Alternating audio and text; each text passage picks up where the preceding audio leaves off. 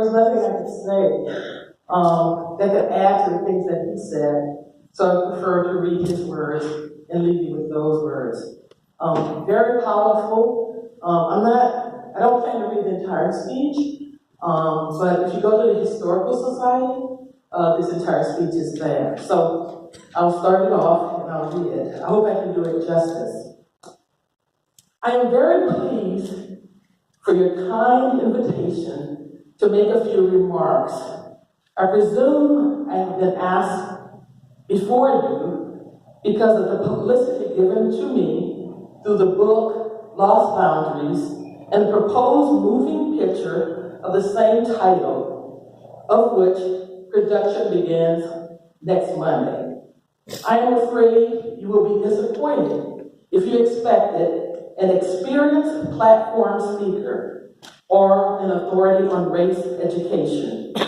There are millions of Negroes like us, or like we were until we publicized our identity, but very few make known their secret for obvious reasons. In our own families, there are about as many passing as for white as those who remain Negroes. Some of our relatives who have never been told their identity by their parents do not know that they are Negroes. In one instance, we received the following letter from one of our relatives after the Reader's Digest article. Dear Mrs. Johnson, forgive me if I don't sign my name to this letter. I'm sure you will understand why. I am addressing you instead of Dr. Johnson because I believe you will more fully understand the family problems. I am a white man, happen to be married to a relative of yours. Again, please forgive me for not revealing my name. My wife, who is proud of her grandfather, your great-grandfather. I'm sure it would kill her to know the truth if she knew the truth about him. Her mother, who is dead, has always told her that he was married to a Creole girl, not a colored girl. I love my wife and her family. Tragedy would certainly result should she find out what she's read in the Reader's Digest. I cannot believe that any concerns with this story might be harmful or malicious. That would be criminal. Hence, I am appealing to you and to those whom you might know to correct the impression as it indicated in the article. It is further unfortunate that your son was told the facts before he matured. I hope no harm comes to your family because of that publicity. My wife has written history of the family, and I think she mentioned your mother's name was Nettie. We have a baby girl and another one on the way. You can understand the concern in this mother. Personally, I have no prejudice in the matter, but you can really understand my interest. If good can result from your actions, it might rectify all the harm that could result. Others connected to the family might not be as broad-minded as I am. Surely, you would wish no harm or tragedies to enter into the lives, especially since you didn't intend any harm to happen. Please omit certain passages from the forthcoming book. Sincerely, Mr. A.B.C. Later, Dr. Johnson in his speech said, "What does it feel like to be a Negro?" And he answers his own question.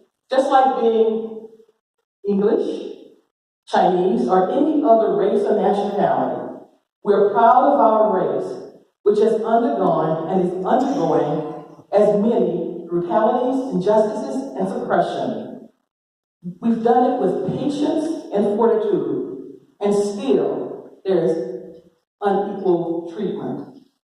We have done so at the price of our ability to be happy and joyous in the presence of fear, humiliation, and for those of us, and for many of us, poverty.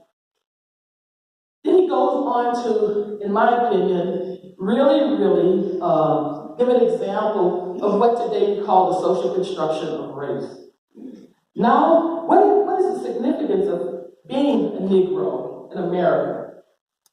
This is an old story for most of us, but it means lack of full opportunity for employment, fear for our body, injustice, abuse, and insults in a great many public places, restrictions in our choices to have residence, and in many places, denial the right to vote, the right for fair trial, and the lack of educational opportunity. He goes on to say, in other words, the vast majority of African Americans, oh, he didn't say African Americans, I'm just so accustomed to say it, American Negroes are denied the right of citizenship in practice. This oppression of the largest minority in America because of their color constitutes the potential for danger.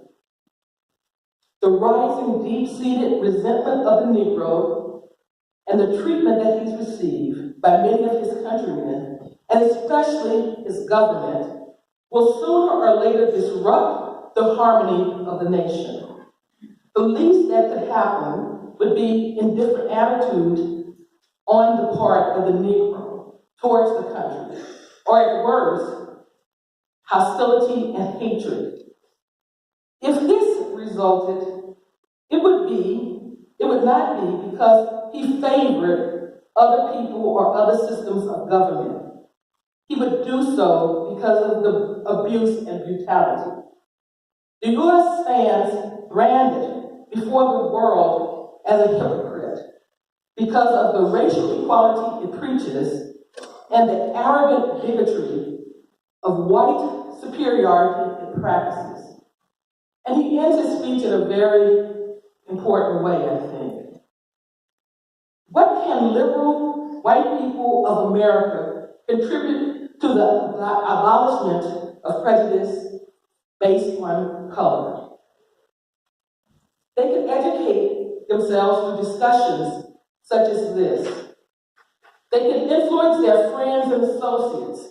They can support all political candidates whom they know to be honest and true liberal Americans, and who have an honest conviction, and that is of racial equality in America. They can associate with Negroes of their own social standings, and when they have concern, that they can speak out against that. They can use their influence to secure better economic opportunities in their own businesses and through their friends. They should be willing to stand up and be counted as opposed to segregation and discrimination and in favor of true equality, and use all the influence that they have and that they possess to force the passage of the Civil Rights Bill, which will soon be considered by the 81st Congress. If you want to read the entire speech, as I said, it's at the Historical Society. And as I was reading this, I was reminded of the phrase from one of the characters, or the main character in the book, The Autobiography of an Ex-Colored Man by Dr.Johnson. And that was published in 1912. And he says, "It's no disgrace to be Black, but it's often very inconvenient." Thank you.